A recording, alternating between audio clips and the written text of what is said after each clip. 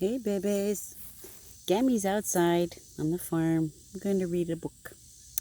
The Tale of Squirrel Nutkin by Beatrix Potter. The inside cover, there's a picture of Beatrix Potter. She draws all of her own artwork in the books. And this book, Story for Nora, The Tale of Squirrel Nutkin. This is a tale about a tale that belonged to a little red squirrel, and his name was Nutkin. He had a brother called Twinkleberry and a great many cousins. They lived in the wood at the edge of a lake. In the middle of the lake there is an island covered with trees and nut bushes, and amongst those trees stands a hollow oak tree, which is the house of an owl who is called Old Brown. An owl coming into his tree. One autumn, when the nuts were ripe and the leaves on the hazel bushes were golden and green, Nutkin and Twinkleberry and all the other little squirrels came out of the wood and down to the edge of the lake.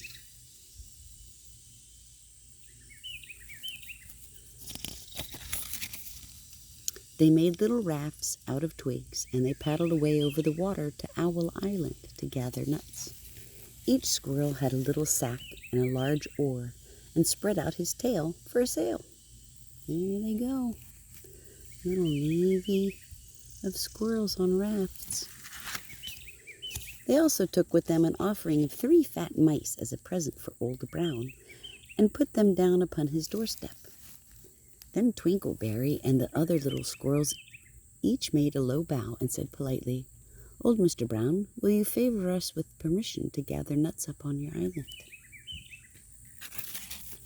But Nutkin was excessively impertinent in his manners. He bobbed up and down like a little red cherry, singing, riddle me, rot-tot-tot, a little wee man in a red coat, a staff in his hand and a stone in his throat. If you'll tell me this riddle, I'll give you a groat. Now this riddle is as old as the hills. Mr. Brown paid no attention whatever to Nutkin. He shut his eyes obstinately and went to sleep. The squirrels filled their little sacks with nuts and sailed away home in the evening. Loading up all their nuts. But next morning they all came back again to Owl Island, and Twinkleberry and the others brought a fine fat mole and laid it on the stone in front of Old Brown's doorway and said, "Mr. Brown, will you favor us with your gracious permission to gather some more nuts?" But Nutkin, who had no respect, began to dance up and down, tickling old Mr. Brown with a nettle and singing, "Old Mr. B, riddle me ree-ree, hitty-pitty within the wall, hitty-pitty without the wall. If you touch hitty-pitty, hitty-pitty will bite you." Mr. Brown woke up suddenly and carried the mole into his house. He shut the door in Nutkin's face. Presently, a little thread of blue smoke from the wood fire came up from the top of the tree, and Nutkin peeped through the keyhole and sang, "A house full of hole fill, and you cannot gather a bowl fill."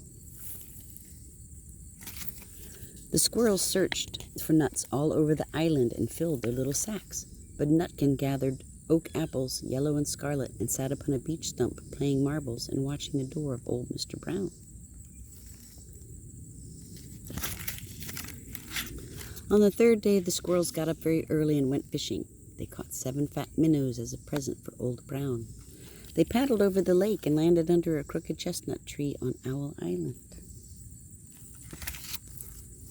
Twinkleberry and 6 other little squirrels each carried a fat minnow, but Nutkin, who had no nice manners, brought no present at all. He ran in front, singing, "The man in the wilderness said to me, 'How many strawberries grow in the sea?'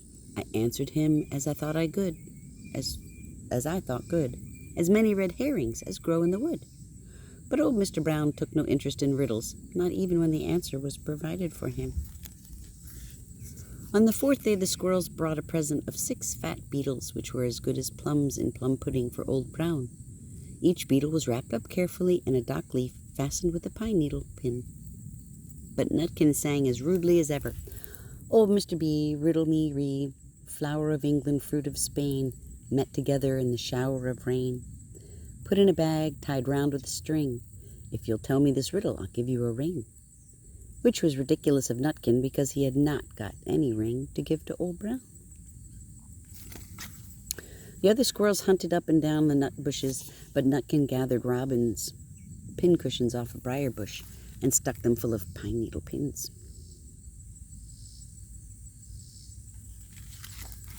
On the 5th day, the squirrels brought a present of wild honey. It was so sweet and sticky that they licked their fingers as they put it down on the stone. Then they had stolen it out of a bumblebee's nest on the tippity top of the hill.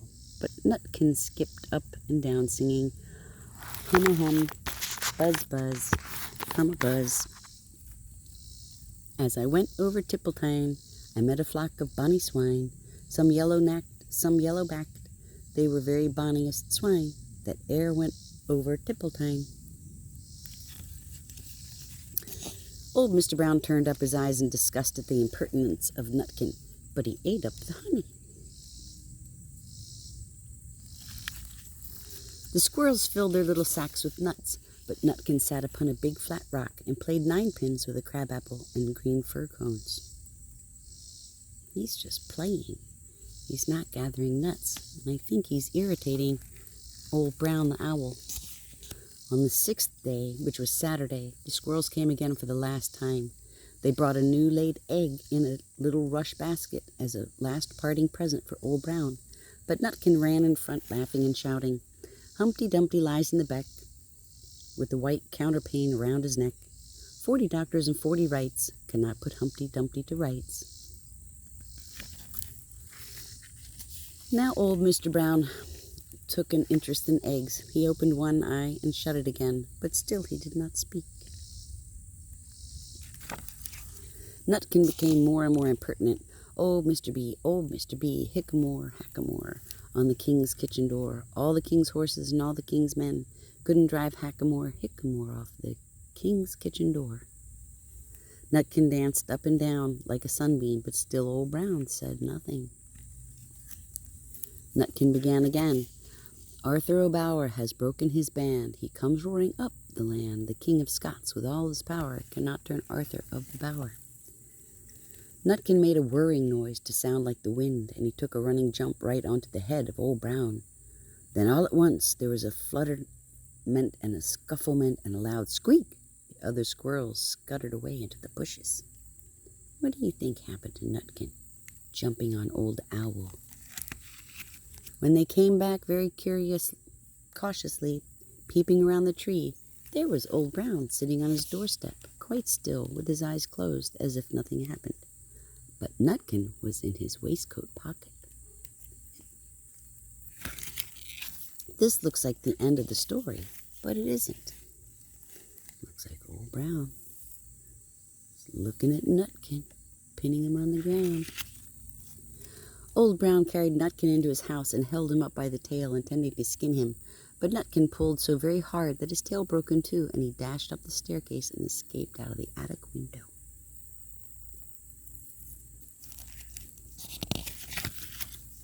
And to this day, if you meet Nutkin up a tree and ask him a riddle, he will throw sticks at you and stamp his feet and scold and shout, the end.